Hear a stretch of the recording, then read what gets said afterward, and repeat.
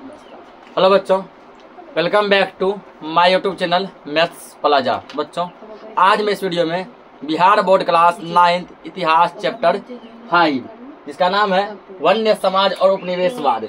इससे पहले इस चैप्टर का लेक्चर 2 अपलोड हो चुका है, लेक्चर 1 और लेक्चर 2।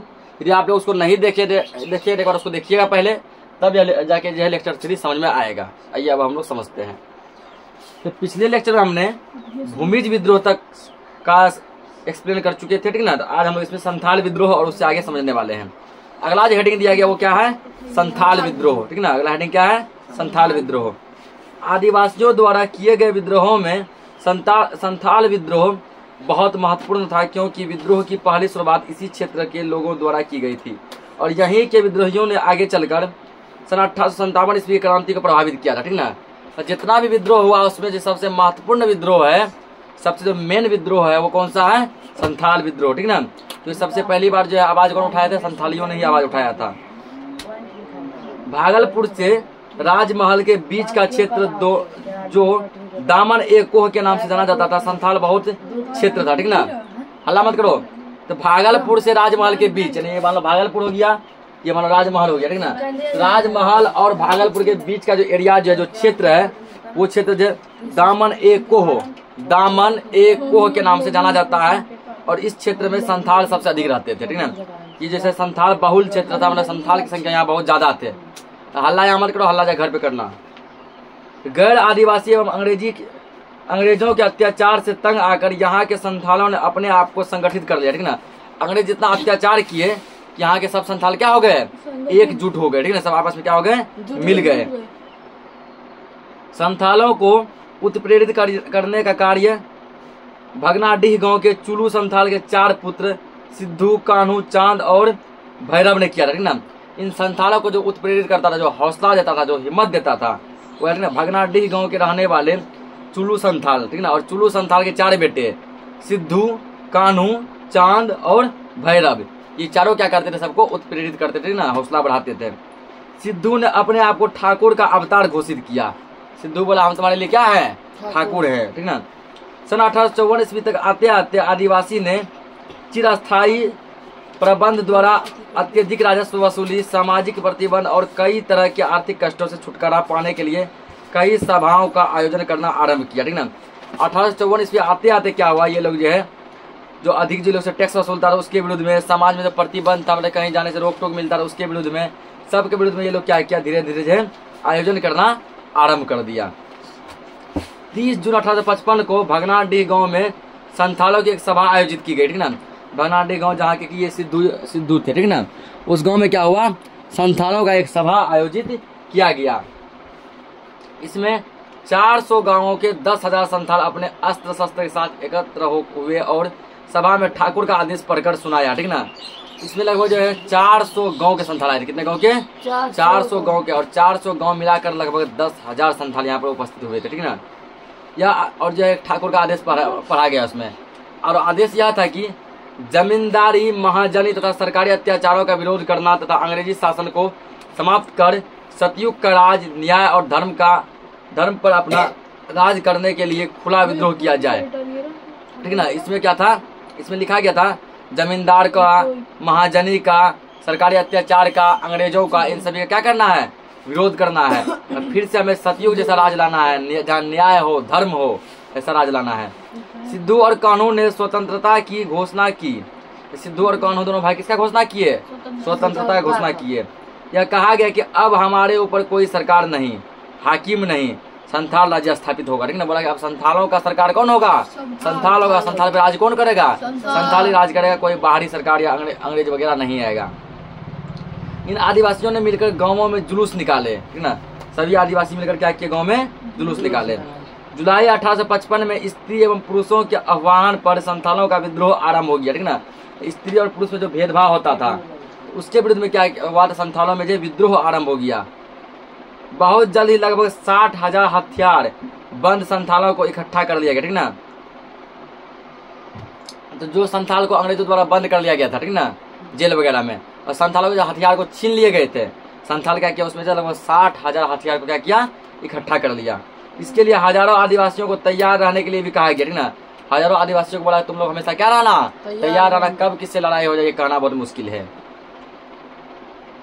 सशस्त्र विद्रोह का आरंभ डीसी नामक में अत्याचारी दरोगा महेश लाल की हत्या से आरंभ हुआ, ठीक ना। एक जो है विद्रोह हुआ जो था सशस्त्र विद्रोह, ठीक ना। ये सशस्त्र विद्रोह कब हुआ था? डीसी नामक स्थान में, एक जगह है डीसी, उस स्थान में जो एक दरोगा रहता था जो बहुत दूसरों पर अत्याचार करता था, उसका नाम था महेश लाल। तो महेश लाल को जान से मार दिया गया और वहां से क्या हुआ, आरंभ हो गया यह अत्याचार। सरकारी दफ्तरों, महाजनों के घर तथा अंग्रेजों की बस्तियों पर आक्रमण किया गया, ठीक ना। संथाल क्या किए, जहाँ जहाँ सरकार रहते थे, ठीक ना, सरकार का जो दफ्तर था वहां पर, महाजनों के घर पे, अंग्रेजों के घर पे, ठीक ना, सभी जगह ये लोग क्या किया, हल्ला बोल दिया मतलब कि आंदोलन जो है आक्रमण कर दिया। संथालों का सबसे बड़ा असंतोष भागलपुर से लेकर वर्धमान तक की रेल परियोजना थी, ठीक ना। संथाल सबसे अधिक दुखी थे वो किससे, रेल परियोजना से लेकर। कौन सा रेल परियोजना? जो कि भागलपुर से वर्धमान तक जाती थी। इनमें ठेकेदारों ने बड़े पैमाने पर मजदूरों को काम पर लगाया पर उचित मजदूरी नहीं दी। जब संथालों ने काम करने से इनकार कर दिया तब उन्हें बुरी तरह पिटाया गया, ठीक ना।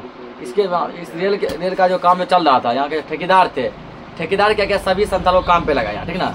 पूरा तुमको जो क्या मिलेगा, उचित पेमेंट मिलेगा। सब संथाल काम किया, काम के बाद जो संथालों को क्या हुआ, उचित पेमेंट नहीं दिया गया, बनता जितना उसका आधा दिया गया, ठीक ना, आधा से भी कम दिया गया। जब संथाल इसका आवाज उठाया कि हमें जो और पेमेंट चाहिए, इतना नहीं होगा, इसको क्या किया गया, बहुत ही बुरी तरीके से पीटा गया, ठीक ना। विद्रोहियों ने रेल ठेकेदारों एवं परियोजना के इंजीनियरों के साथ बुरा व्यवहार किया क्योंकि वे उन्हें बेकार मजदूरों की दिए बाध्य करते थे, ठीक ना। ये लोग संथाल के लोग क्या टीम बना के रेल के जो ठेकेदार थे, जो इंजीनियर वगैरह थे, ठीक ना, उसको क्या किया, खूब पीटा, क्योंकि ये लोग जो इससे काम करवा के इसको बदले में पैसे नहीं देते थे या फिर कम पैसे देते थे। उनके द्वारा भागलपुर और राजमहल के बीच रेल सेवा भंग कर दी गई। बोला भागलपुर और राजमहल के बीच कोई रेल अब जो है नहीं चलेगा। अनेक अंग्रेज मार डाले गए, ठीक ना, बहुत सारे अंग्रेजों को भी मारा गया।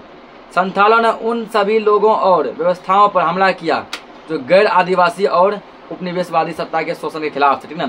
जो सब क्या थे, गैर आदिवासी के खिलाफ थे, उपनिवेश सत्ता के आदिवासी के खिलाफ थे। ऐसे संथालों क्या कर दिया, लोगों को मार दिया गया। आदिवासियों के इस तरह के संगठित विद्रोह से अंग्रेज डर गए और वे कलकत्ता तथा पूर्णिया से सेना बुलाकर इस विद्रोह को कुचल डाले, ठीक ना।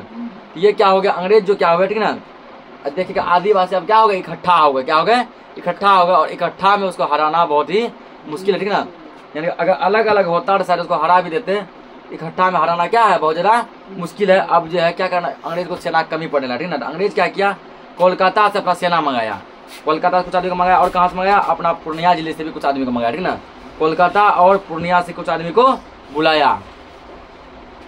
कान्हू सहित 5000 से अधिक संथाल मार दिए गए, ठीक ना। कहने की सिद्धू का भाई जो कान्हू था, इसको भी अब क्या हो गया, कान्हू को भी मार दिया गया, ठीक है। कान्हू सहित लगभग 5000 से भी अधिक संथालों को मार दिया गया। अंग्रेजों की बर्बरता ने संथालों के गांव से गांव उजाड़ डाले और उपद्रवग्रस्त क्षेत्रों में मार्शल लॉ लागू किया गया, ठीक ना। सिद्धू और अन्य नेता गिरफ्तार कर लिए गए। अंग्रेजों द्वारा क्या हो गया, सिद्धू को क्या कर दिया गया, गिरफ्तार कर लिया गया, और सब जो नेता थे उसको भी गिरफ्तार कर लिया गया। इस विद्रोह में संथालों ने अदम्य साहस का परिचय दिया, परंतु फिर भी विद्रोह सफल हो गया, ठीक ना। संथाल पूरा हिम्मत दिखाए, पूरा एरी से लेकर चोटी तक, ठीक ना, पूरा जो है जड़ से लेकर पूरा समझो कि पूरा मेहनत की, लेकिन ये फिर भी ये लोग क्या हो गए, असफल हो गए, क्योंकि युद्ध की आधुनिक तकनीक इनके पास नहीं थी, ठीक ना। अंग्रेज जो है आधुनिक तकनीक उसका लड़ता था, युद्ध लड़ता था, नए टेक्नोलॉजी लगाकर युद्ध लड़ता था, लेकिन इन लोगों के पास जो है युद्ध के लिए नई टेक्नोलॉजी नहीं था। ये अधिकांशतः तीर धनुष से ही लड़ते थे, ना। अंग्रेजों के पास मिसाइल, बम, बंदूक सब कुछ था, लेकिन ये किसे लड़ते थे, ये लड़ते थे तीर धनुष से। सन 1857 की क्रांति की शुरुआत हुई, तब ये संथाल विद्रोहियों के साथ थे और अंग्रेज के खिलाफ उनका साथ दे रहे थे, ठीक ना। जब 1857 की क्रांति हुई तब संथाल विद्रोह हुआ, सभी संथाली उसमें साथ दिए और अंग्रेज के खिलाफ में अपना आवाज उठाए। यद्यपि संथाल विद्रोह ने आदिवासियों के जीवन तथा स्थिति में कोई विशेष परिवर्तन नहीं लाया, लेकिन अंग्रेजी सरकार को इस क्षेत्र के लिए नई प्रशासनिक नीति को अपनाना पड़ा, ठीक ना। संथाल विद्रोह करने से संथालों को जो कुछ खास जो है क्या हुआ, सुधार नहीं हुआ, लेकिन अंग्रेजी सरकार क्या किए, एक नई प्रशासनिक नीति का गठन किए। सन 1885 ईस्वी में अधिनियम 37 पारित किया गया, जिसके अनुसार संथाल परगना जिला बनकर उसे बहिर्गत क्षेत्र घोषित किया गया और इनको प्रत्यक्ष रूप से गवर्नर जनरल के शासन के अधीन रखा गया, ठीक ना। 1885 में अधिनियम 37 पारित किया गया था। पूछेगा अधिनियम 37 का पारित किया गया था 1887 ईस्वी में, ये 1885 ईस्वी में, ठीक है। 1885 में अधिनियम 37 पारित किया गया था। ये उतना कुछ खास नहीं है।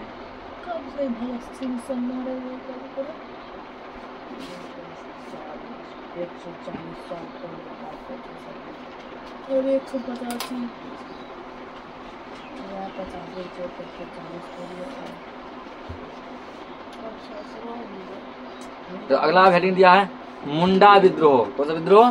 मुंडा विद्रोह, ठीक ना। सन 1899 से 1900 में छोटा नागपुर में मुंडा आदिवासियों ने उपनिवेशवाद का विरोध किया, ठीक ना। मुंडा भी क्या है? आदिवासी है, आदिवासी की जाति है मुंडा। आदिवासी की जाति क्या है? मुंडा। तो 1899 से 1900 ईस्वी तक क्या किए? छोटा नागपुर में मुंडा आदिवासी रहते थे, जो क्या किया? उपनिवेशवाद का विरोध किए। इस विद्रोह का नेतृत्व बिरसा मुंडा ने किया था, ठीक ना। पूछेगा कि मुंडा विद्रोह का नेतृत्व किसने किया था? बिरसा मुंडा ने। मुंडा विद्रोह का नेतृत्व किसने किया था? बिरसा मुंडा ने। बिरसा मुंडा का जन्म 15 नवंबर 1874 ईस्वी को पलामू जिले के तमाड़ के निकट उलिहातू नामक गांव में हुआ था। ये लिखेंगे, ठीक ना। तो मुख्य बिंदु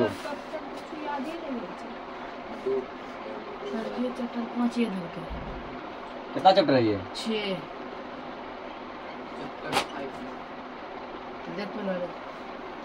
चैप्टर 6 है ये।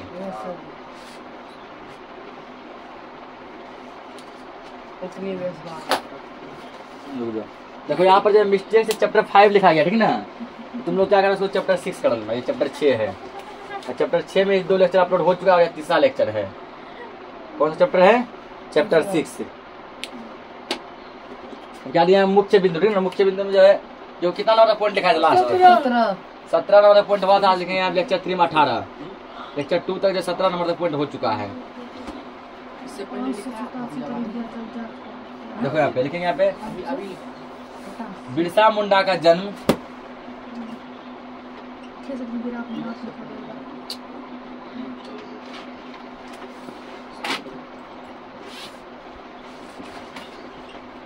बिरसा मुंडा का जन्म 15 नवंबर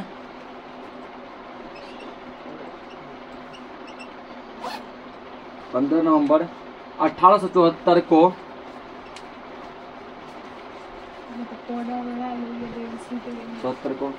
पलामू जिले के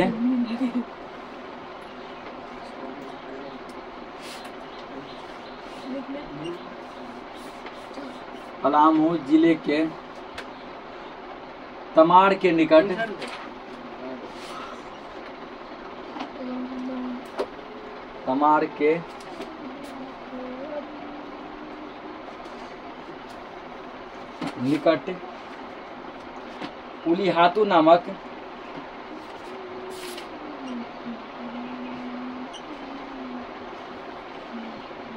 उलिहातू नामक गांव में हुआ था।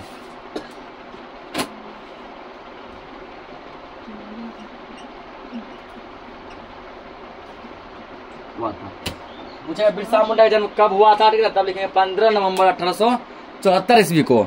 तो कहाँ हुआ था? तो पलामू जिले के तमाड़ के निकट उलिहातू नामक गांव में हुआ था, ठीक ना। बचपन से ही वह कुशाग्र बुद्धि का था, ठीक ना। बचपन से बहुत ही समझो कि लगभग तेज प्रवृत्ति का था। उसने आदिवासियों की गरीबी और शोषण पर गहन चिंता व्यक्त की और इसके लिए औपनिवेशिक शासन के भू राजस्व प्रणाली, न्याय प्रणाली एवं शोषण पूर्ण नीतियों का समर्थन करने वाले जमींदारों के प्रति आक्रोशित हुआ, ठीक ना। ये क्या किए? जितना भी आदिवासी थे उसके लिए इसको बहुत चिंता थी, ठीक ना। उसकी गरीबी पर, उसके शोषण पर बहुत इसको चिंता होती थी, ठीक ना। 1895 ईस्वी में उसने अपने आप को ईश्वर का दूत घोषित कर दिया, ठीक ना। पूछेगा ईश्वर का दूत अपने आप को ईश्वर का दूत किसने घोषित कर दिया? बिरसा मुंडा ने, ठीक ना। अपने आप को ईश्वर का दूत किसने घोषित कर दिया? बिरसा मुंडा ने। ये लिखेंगे यहाँ पे, ठीक ना।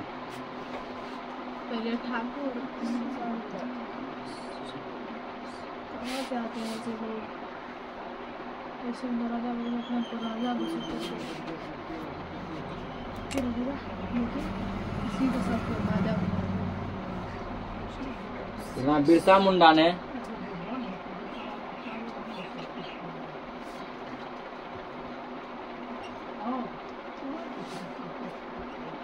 बिरसा मुंडा ने 1895 ईस्वी में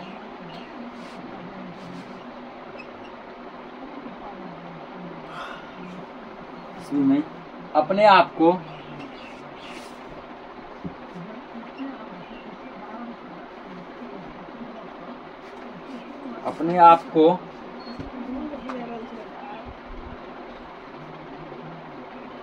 ईश्वर का दूत घोषित कर दिया। ईश्वर का दूत घोषित किया।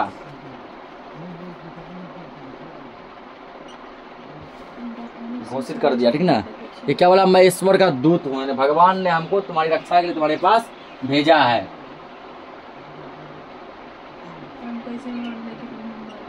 भगवान ने तुम्हारी रक्षा के लिए हमको भेजा है। ये बिरसा मुंडा क्या हुए, सभी को जाके बोले कि मैं ईश्वर का दूत हूँ।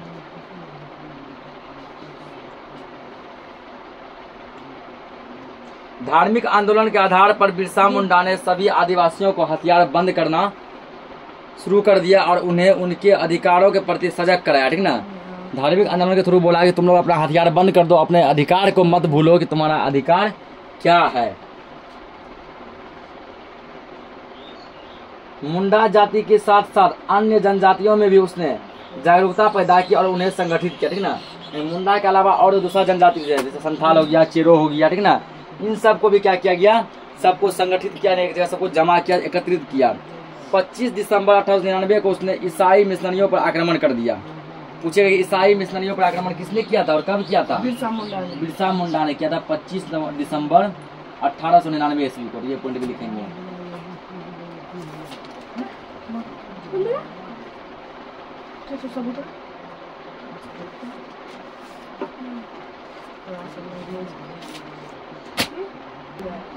लिखो अगला पॉइंट 21 नंबर ना, 20 होगा 21 होगा 20 नंबर लिखेंगे यहाँ पे। बिरसा मुंडा ने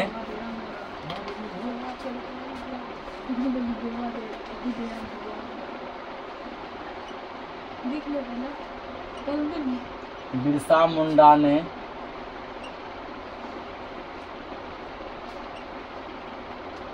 25 दिसंबर, हल्ला बंद करो, 25 दिसंबर 1899 ईस्वी को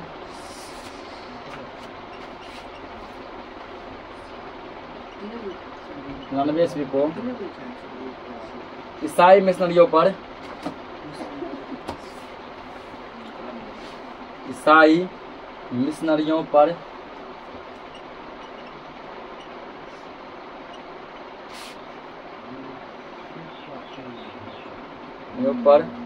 आक्रमण किया, आक्रमण ने हमला कर दिया।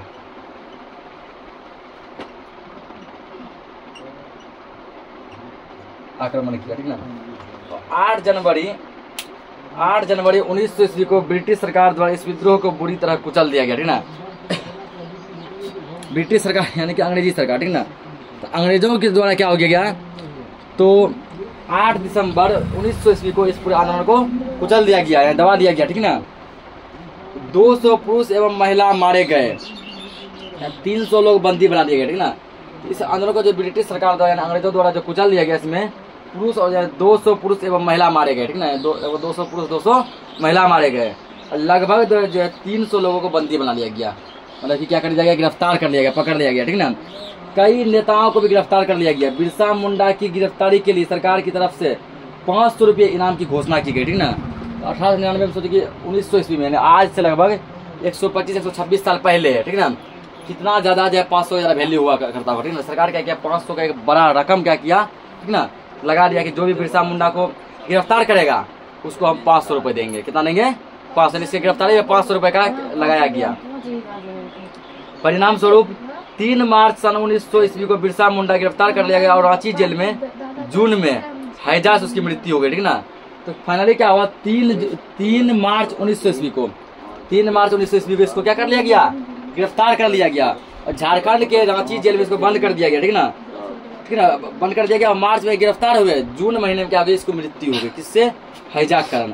पूछेगा ठीक है कि बिरसा मुंडा की मृत्यु कैसे हुई थी, हैजे की बीमारी के कारण, ना, हैजा बीमारी होता है ना, तो हैजा के बीमारी के कारण बिरसा मुंडा क्या हुआ था, मृत्यु हुआ। कहाँ हुआ था, रांची जेल में, रांची जेल में। कब हुआ था, जून महीना में, ठीक ना, जून 1900 ईस्वी में। ब्रिटिश सरकार की दमन नीति ने बिरसा मुंडा का विद्रोह तो कुचल दिया, लेकिन इस आंदोलन का प्रभाव अंग्रेजी शासन पर महत्वपूर्ण रूप से पड़ा, ठीक ना।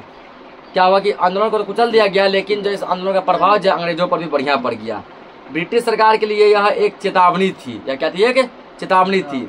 सरकार ने मुंडा एवं अन्य जनजातियों के असंतोष को दूर करने की ठोस व्यवस्था की, ठीक ना। बड़ा मुंडा जनजाति और जो भी जनजाति जो हमसे दुखी है, ठीक ना, उसके दुख को क्या करना पड़ेगा, दूर करना पड़ेगा, जैसे भी हो। बिरसा आंदोलन का परिणाम यह हुआ कि जनजातियों के बीच एक जिम्मेवार और उत्तरदायी शासन व्यवस्था स्थापित हुआ, ठीक ना। सभी जनजाति के बीच क्या हुआ, जिम्मेवार और उत्तरदायी शासन व्यवस्था लागू किया गया। आगे चलकर यही आंदोलन स्वतंत्रता आंदोलन में भाग ले रहे थे तथा भगत के आंदोलन सन 1914 का प्रेरणा स्रोत बना, ठीक ना। भगत यानी हो सकता है कि भगत सिंह का चर्चा कर रहा हो या फिर दूसरा भगत भी हो सकता है, ठीक ना, जो कि 1914 ईस्वी में हुआ था। इसमें ये लोग भी क्या किए थे, पूरा जमकर भाग लिए थे। आदिवासियों के लिए कई सुधारात्मक कार्य किए गए, ठीक ना, बहुत सा सुधारात्मक कार्य हुआ। अगला दिया है कंद विद्रोह। कंद विद्रोह, उपरोक्त विद्रोह के अलावे उड़ीसा राज्य का कंद विद्रोह भी बहुत महत्वपूर्ण है, ठीक ना। पूछेगा कंद विद्रोह कहाँ हुआ था, उड़ीसा में। कहाँ हुआ था, उड़ीसा में।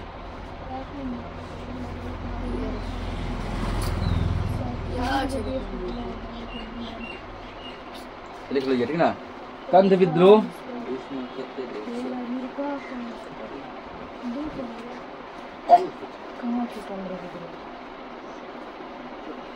कंद विद्रोह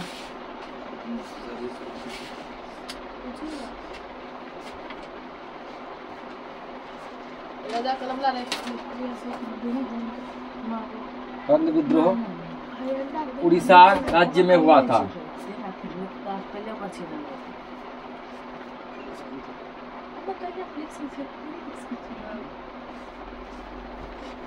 उड़ीसा राज्य में हुआ था।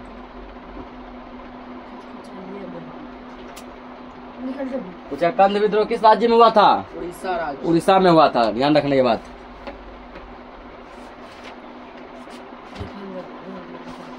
कंद आदिवासी विशाल पहाड़ी क्षेत्र में रहते थे जो तत्कालीन मद्रास प्रांत तथा बंगाल तक फैला था, ठीक ना। कंद जाति के लोग जो है, जनजाति के लोग बहुत विशाल पहाड़ी क्षेत्र में रहते थे जो कि फिलहाल जो तत्काल में मद्रास और बंगाल तक फैला था। इस जाति में विपत्तियां और आपदाओं से मुक्ति प्राप्त करने के लिए मरियाह प्रथा का प्रचलन था, ठीक ना। मरियाह प्रथा मतलब मानव बलि प्रथा, मानव बलि प्रथा, ये लोग मानव का बलि देते थे, ठीक ना। अपने विपत्तियों और आपदाओं से मुक्ति पाने के लिए लोग मानव का बलि देते थे, यानी मरियाह प्रथा प्रचलित था। सन 1837 ईस्वी में ब्रिटिश सरकार ने इसे रोकने का प्रयास किया। 1837 ईस्वी में जो अंग्रेजों की सरकार क्या किए, इसको रोकने का प्रयास किए, प्रयास किए। उस समय चक्र बिसोई नामक नेता ने इसका विरोध किया, ठीक ना। एक नेता बना उस समय चक्र बिसोई। चक्र बिसोई क्या किया, अंग्रेजी सरकार का विरोध किया। चक्र बिसोई का जन्म घुमसार के ताराबाड़ी नामक गांव में हुआ था, ठीक ना। तो चक्र बिसोई का जन्म कहाँ हुआ था, घुमसार के ताराबाड़ी नामक गांव में। उसने अंग्रेजों पर आदिवासियों के सामाजिक एवं धार्मिक प्रथाओं में हस्तक्षेप करने का आरोप लगाया और उनका प्रबल विरोध किया, ठीक ना। बोला गया कि हमारे समाज में हमारे धर्म के साथ आपको जो कोई जो है मेल भाव नहीं करना है, ठीक ना। जो हमारा धर्म है हम उसी तरह जो अपने धर्म पे जो रहेंगे, हमारा समाज में जो है वो करेंगे, कि आप नहीं आ सकते हैं। 1857 ईस्वी की क्रांति में कंद आदिवासियों ने भी अंग्रेजों के खिलाफ सैन्य संचालन किया। जब 1857 में जब क्रांति हुआ था, इसमें कंद आदिवासी भी क्या किया, अंग्रेज के खिलाफ जब बढ़ चढ़ के क्या किया, फैसला हिस्सा लिया, ठीक ना। उड़ीसा के ही भुइयां एवं जुआंग आदिवासी ने वहां के राजा की सामंतवादी एवं दमनकारी नीति के खिलाफ विद्रोह किया। उड़ीसा जो है, उड़ीसा में जो दो आदिवासी रहते, दो जाति के आदिवासी, भुइयां और जुआंग, तो वहां के राजा का क्या किया, विरोध किया। 1867 से 68 ईस्वी में धरणधीर नायक के नेतृत्व में विद्रोह का झंडा गाड़ा गया। भारत के अन्य वन्य प्रदेशों में भी औपनिवेशिक शोषण के खिलाफ विद्रोह हुआ, ठीक ना। भारत के अलग अलग और भी प्रदेश में और राज्य में क्या हुआ, विद्रोह शुरू हुआ। सन 1889 से 80 में आंध्र प्रदेश के आदिवासी ने अत्यधिक लगान वसूली के खिलाफ तथा वेट्टी प्रथा मतलब बलात् मजदूरी प्रथा के खिलाफ विद्रोह किया। आंध्र प्रदेश में जो विद्रोह हुआ इसका मेन रूल क्या था, ठीक ना, अत्यधिक लगान वसूली, मतलब जनता से अधिक क्या लिया जाता था, टैक्स लिया जाता था, ठीक ना, लगान मतलब टैक्स। मध्य प्रांत के भील तथा गोंड जातियों ने भी अपने अस्तित्व के लिए ब्रिटिश शासन के प्रतिरोध में आंदोलन किया, ठीक ना। गोंड जनजाति के लोग भी क्या किए थे, तो ये भी आंदोलन किए। परिणाम स्वरूप 1935 में तत्कालीन विधानसभा द्वारा जनजाति के लिए शिक्षा और आरक्षण का प्रस्ताव पारित किया गया, ठीक ना। 1935 में जब क्या हुआ, विधानसभा जब मीटिंग हुआ, उस मीटिंग में सभी जनजाति के लिए शिक्षा और आरक्षण का फैसला लिया गया। स्वतंत्र भारत के संविधान ने भारत की जनजातियों को धारा 342 में कमजोर वर्ग का दर्जा देकर उनके लिए सभी तरह की सुविधाएं एवं आरक्षण की व्यवस्था की, ठीक ना। पूछे जनजातियों के लिए कमजोर वर्ग का दर्जा जो धारा के संविधान के किस धारा में दिया गया है, 342 में, इसको लिखेंगे। ये पॉइंट था इम्पोर्टेंट, इसको लिखना है। ये भारतीय संविधान के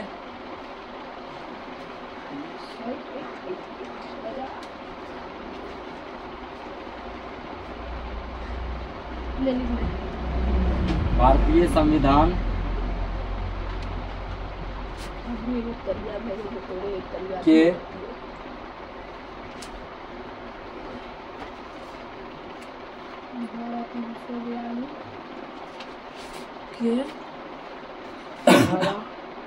धारा 342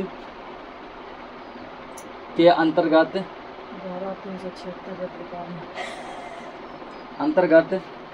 आदिवासियों को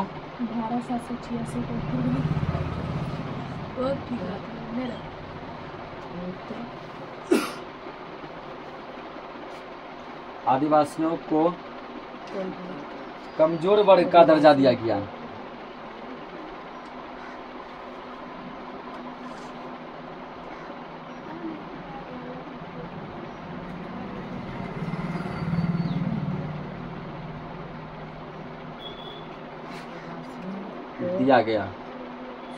भारतीय संविधान के धारा 342 में आदिवासी को कमजोर वर्ग का दर्जा दिया गया, ठीक ना, कि ये लोग जो गरीब हैं इसको एक विशेष अधिकार मिलता है।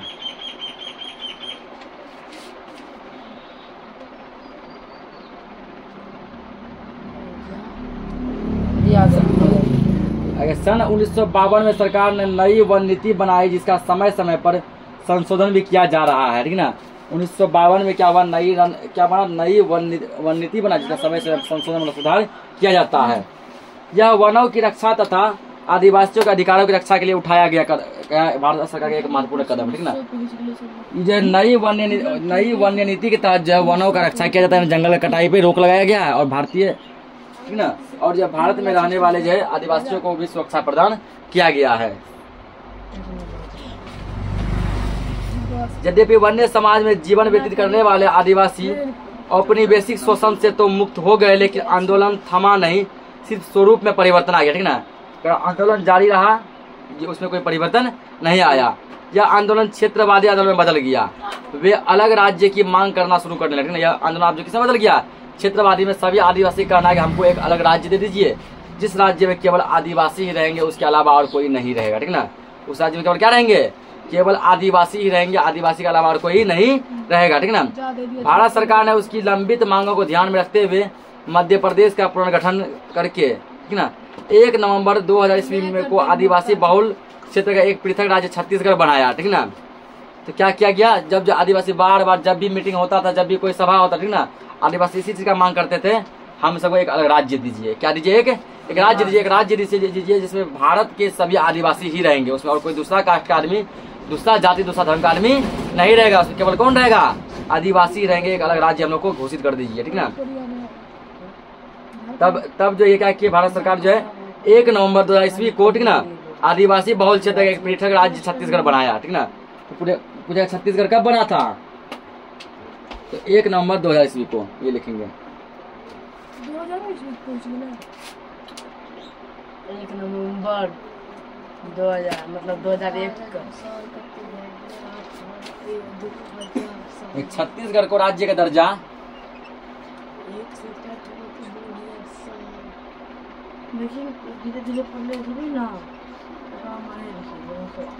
छत्तीसगढ़ को पूछे कहाँ से अलग किया गया है? इसको अलग किया गया है मध्य प्रदेश से। कहाँ से अलग किया गया है? मध्य प्रदेश से। याद रखना ठीक ना। छत्तीसगढ़ को राज्य का दर्जा 1 नवंबर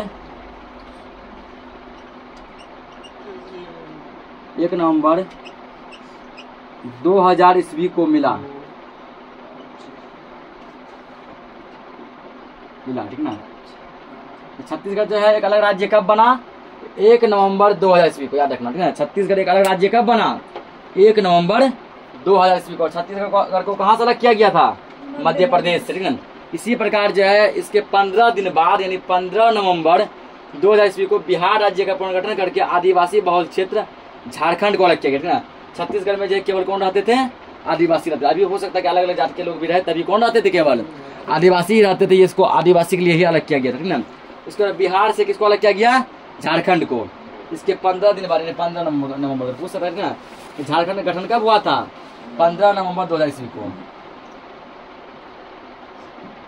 15 नवंबर 2000 झारखंड को 2000 ईस्वी से पहले झारखंड राज्य नहीं था ठीक ना। झारखंड को राज्य का दर्जा झारखंड में पहले किसमें शामिल था? पहले बिहार में ही शामिल था ठीक ना। इसको 15 नवंबर 2000 ईस्वी को बिहार से अलग करके एक नया राज्य झारखंड बनाया गया। झारखंड को राज्य का दर्जा 15 नवंबर 2000 ईस्वी को मिला।